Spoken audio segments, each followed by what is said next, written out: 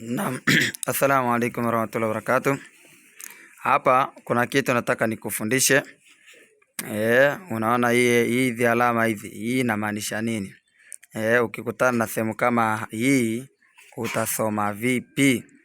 Sawa? Maana hapa kuna ye na hapa kuna alif. Sawa?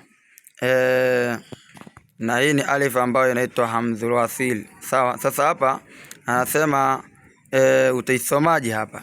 Sawa? Utasoma hivi.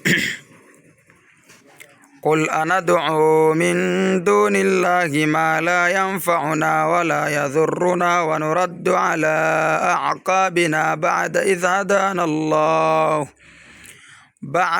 hadana Allah kalladhi istahwathu ash-shayatin fil ardi hayrana lahu ashabun yad'unahu ila al-huda atina. Hivyo nasoma ila al-huda atina. Sawa? Ila al-huda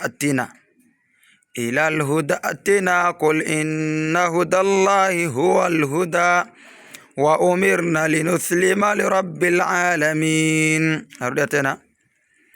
Qul anad'u min dunillahi ma la yanfa'una wa la yadhurruna wa nuraddu ala a'qabina ba'da idh hadana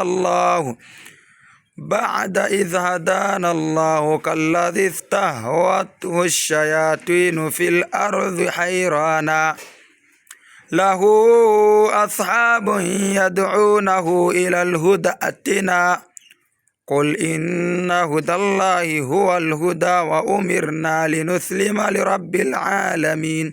Kwa hivyo hapo ukikutana na sehemu kama hii unasema ila al-huda atina, ila al-huda atina, sio ila al-hudai atina. Wengine wanasema ila al-huda atina. Sawa? Au wengine wanasema ila al-huda atina. Sawa? Utaki kusema, unataka kusoma ila al-huda atina, ila al-huda atina, ila al-huda atina. Wa assalamu alaikum.